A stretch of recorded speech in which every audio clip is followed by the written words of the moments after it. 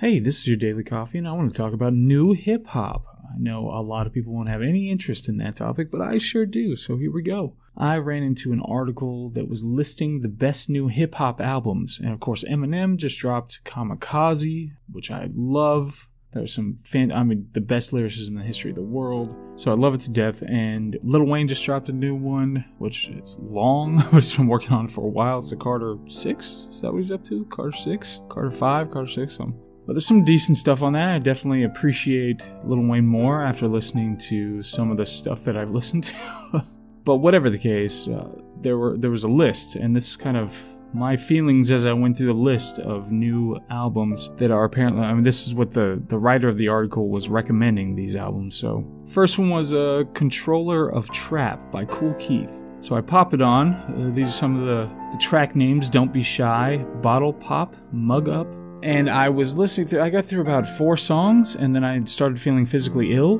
So I don't know if it was just a correlation, but I didn't make it through much more of that one. So if you want to, that was Controller of Trap by Kool Keith.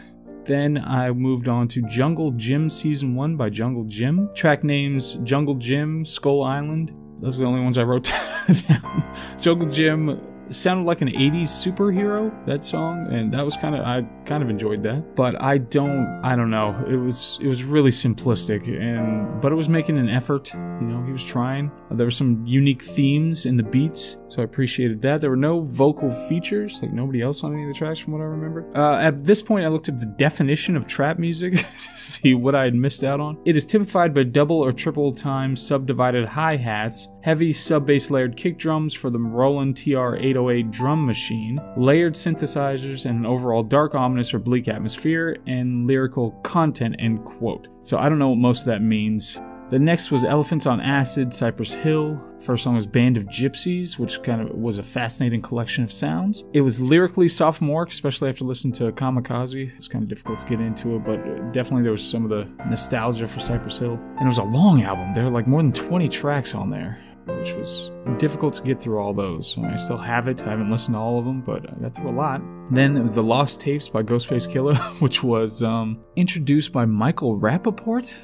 He's a ginger comedian I saw on a show once, and that was kind of odd. One of them, Buckingham Palace, was featuring King Crooked, the artist formerly known as Crooked I. And I like Crooked, a part of Slaughterhouse, formerly part of Slaughterhouse. Slaughterhouse doesn't exist anymore as far as I know. So there was that one, but Ghostface just kind of feels, these are old tapes though, these are the lost tapes, so it just, I don't know how he's advanced since, but it feels old. It feels like it never advanced. It's a little out of place. So that's it's a really short one that I just wanted, but just talk about Kamikaze a little bit. I think The Ringer, Greatest, Lucky You, Fall, all really good stuff, and those are, I just keep going back to those. When I'm listening, I put it on a driving mix, and I just keep going back to those, and those are fantastic. And like I said, the lyricism is unlike anything else. Nobody else can do it like that. Even older Eminem didn't do it like this. I went back because I was like, God, was he this complex? And really wasn't. This is like next level, never seen before kind of stuff. So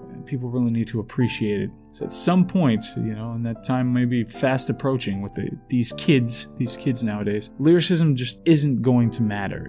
It doesn't, the complexity, the virtuosity, the skill, the creativity with lyricism just isn't going to matter because the meritocracy itself is under attack. So it's going to be more about, I feel this for now, feel something else tomorrow, and just leave it at that, and everybody's going to just kind of be these dull, disinterested, unmotivated non-people until, the next World War kicks off in 2020, 2022. Then people are going to have to get interested again, but until then, it's just going to be, merit doesn't matter so much anymore. It's just identity, and I don't even, it's like a lottery. It's just, were you born X, therefore you have value in some certain way, and that's how people treat it. It's going backwards. It's regressing. How were you born, and that's how we're going to treat you. It's so insane. Not what merit have you demonstrated, what work have you put in. Wow, this got dour. Anyway, I just want to throw some thoughts at some of the new rap that was apparently this is the best stuff that's out, according to this particular writer. And I don't know. I'm gonna try to listen to, like, what is it, Migos or something? All these littles, I don't think I'm gonna try those, but we'll see how it comes along. All these kids, it's a fate. I mean, it's like, this is one thing because, and I'm gonna talk about this more comprehensively at some point, but I was thinking about this, how the meritocracy is on the decline, and I was thinking about how, I'm whining about bad movies or bad music or whatever else, but in reality, and it being successful, I mean, but in reality, obviously things like, McDonald's is successful, and it's as mediocre as humanly possible, and I don't go around throwing fits about that all the time, because it impacts In-N-Out or Five Guys or something like that. It's out there. Idiot people partake in it, which is occasionally me, by the way. People who aren't very forward-thinking will partake in it and who are lazy. And it's just there. Yeah, it's more broadly successful than In-N-Out, although In-N-Out, profit-wise, In-N-Out does a whole lot better, but McDonald's has more locations and sells more hamburgers. In-N-Out's still there. It's still there. So, whatever the case. That's it for this one. Just a short little jaunt, but that's it. Thanks. Bye.